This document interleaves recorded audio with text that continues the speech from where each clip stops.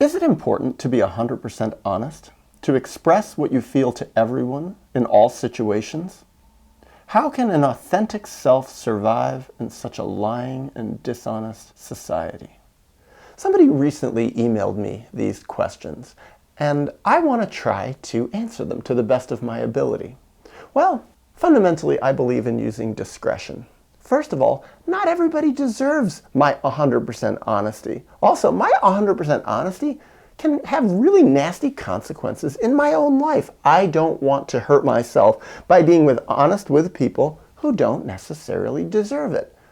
Yet, in another way, I'm all for 100% honesty, but with myself. I don't want to have blind spots. I want to be honest with me, warts and all. I want to know who I am. And yet, I am full and well aware that when I am 100% honest with other people, because I've actually tried it, I've tried it as a method of functioning in the world, what I've noticed is it creates chaos. It creates problems in a lot of my relationships. Or I should say, it created problems in a lot of my relationships. Because what I learned is that when other people are less honest with themselves, or have less of a capacity for dealing with honesty, or people have really big blind spots, and I happen to see those blind spots, and I happen to talk about those blind spots with them, or when I happen to talk about similar blind spots that I'm aware of in my own life, talk about my traumas, talk about certain painful things in my healing process, talk about my point of view in ways that contradicts where they are in their own development or in their own level of self-honesty, well, people don't like it. And what I learned is that I did have to use discretion. And I had to assess, who is it that I'm interacting with? Who is it that I am talking with? And how honest can I be? How much honesty can they handle? Trying out honesty, trying out small honesty, and seeing how they deal with it. Do they like it? Do they dislike it? Do they reject me for being a little bit honest? Or do they kind of reject me?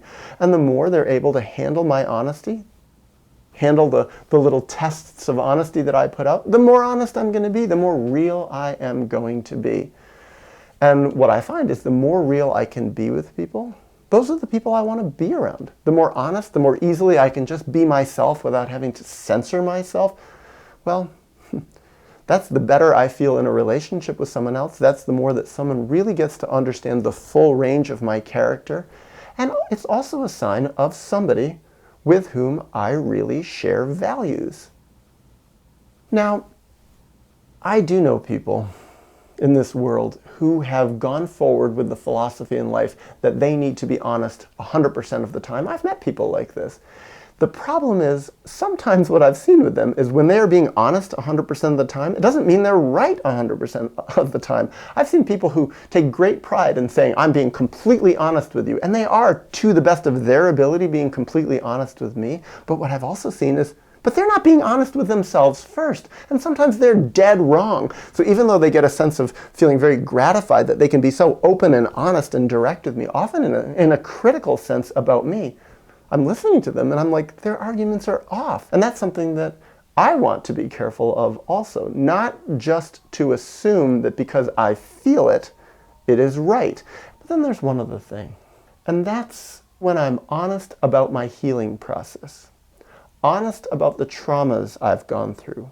Honest about some of the steps I have taken to allow myself to heal better. For instance, being honest about breaking from my parents. Being honest about, wait a second, those people were terrible to me once upon a time, and continuing to be around them was a bad thing for me. Well, what I have discovered is out in this big wide world of ours, that in so many different environments, when I tell people that very simple thing that I can say in 30 seconds or less, a lot of people don't like it. And they criticize me. Oh, you're wrong. Or that's not the right way God would have you be. Or that's not what the Bible says. Or you have to honor your parents. Or you have to learn how to forgive them. And they're being quote unquote honest back with me, but I see them as totally wrong. Not only do they not understand my situation. They're not even trying to find out about my situation.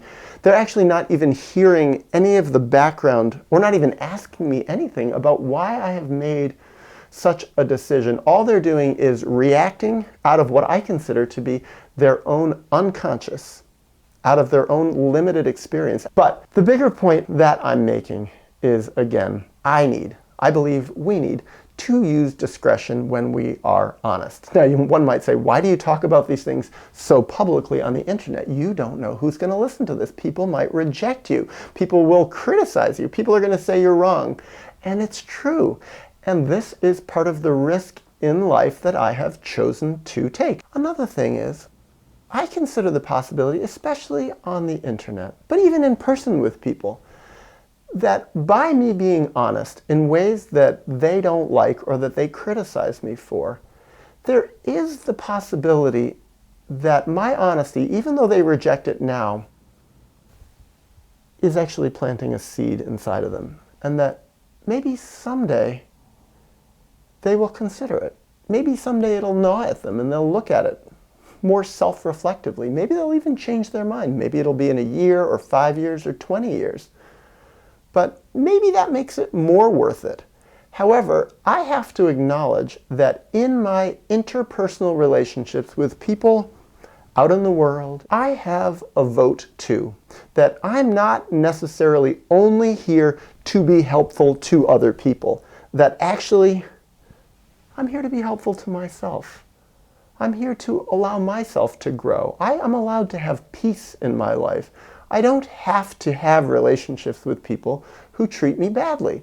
And also, I acknowledge that I'm a person who is still vulnerable in different ways, and that being attacked hurts. And I don't want to bring harm to myself, especially harm that is for no purpose. I don't want to have pain for no purpose. I don't want to have interpersonal conflict for no purpose.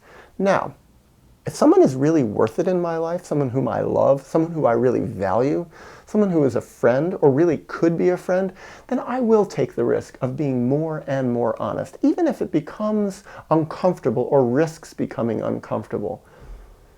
But that person really has to give me some indication that they're worth it. That they're worth it to me, that they're worth it to the world in some way, and that it's not just going to create problems for me, problems in my life.